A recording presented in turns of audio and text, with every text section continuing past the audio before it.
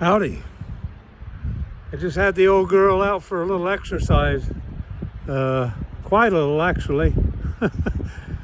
She's running really good, but I'll show you what I mean here in a minute.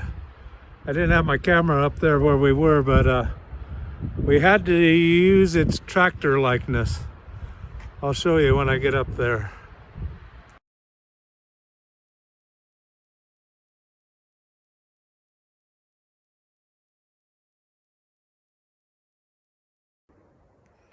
Well, here we are.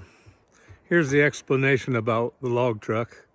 Of course, I was more or less by myself, so I had to take the log truck back and bring the pickup back up so I could gather up my rigging, but I'll turn the camera around and show you what the deal was.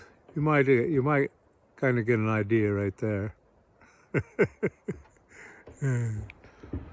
So earlier this winter, or earlier this spring, I guess you would, there's this little creek that comes and runs down here, and this was still when there was ice and snow.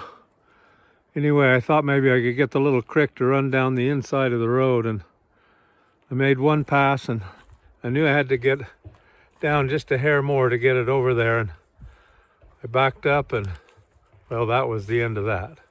I sank big time. And it was a mess. I knew I had to probably leave it alone for a while, and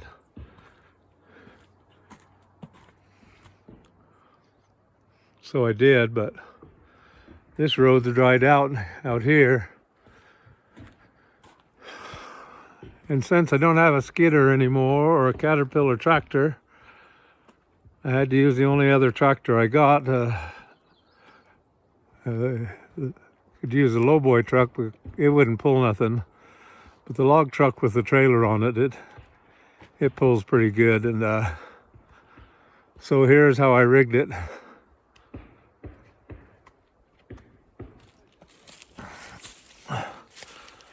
A 100,000-pound strap on that big pine. It's about a 3-foot pine. And hooked to that are two 25,000-pound straps.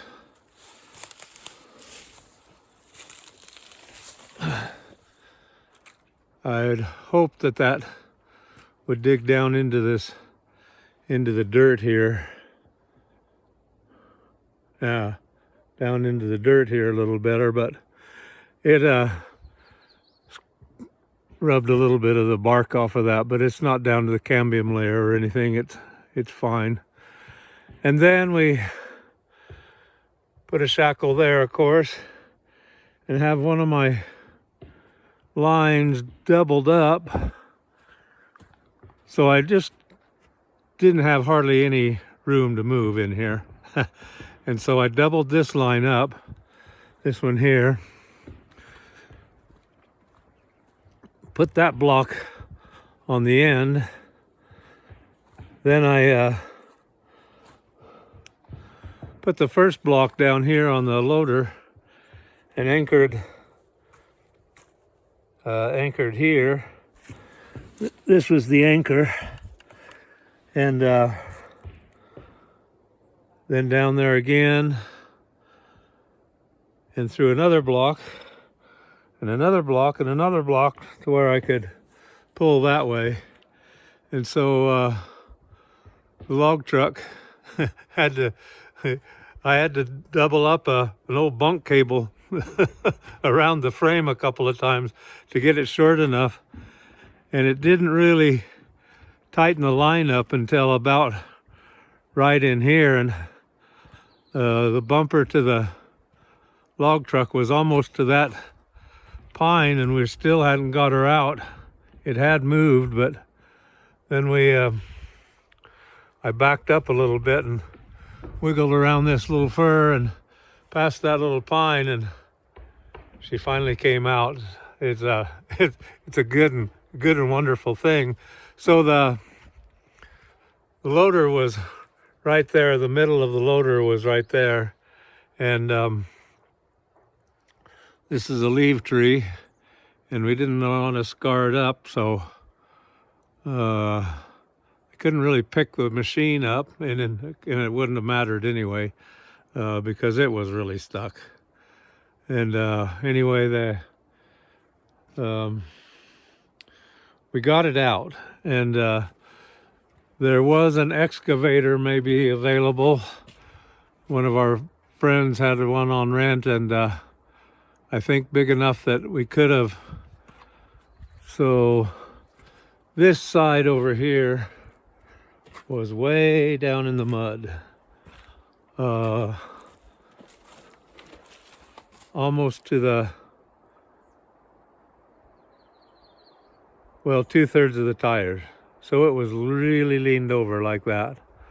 And I was thinking, well, maybe we could get that excavator and straighten it up and maybe back out of there then, you know, get a hold of the far side of it and stand it up straight, and it might have came out of there. But fortunately I didn't have to do that. It's all out. I did break one light on the canopy up there. Other than that, no harm, no foul.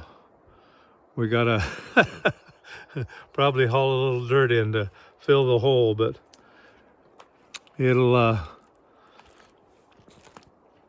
be fine. It'll be just fine.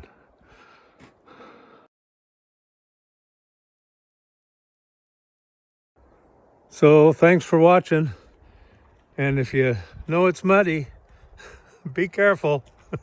You don't want to get lost like this machine was down in that hole. Man, it was a good big fine hole too. Okay, catch you next time.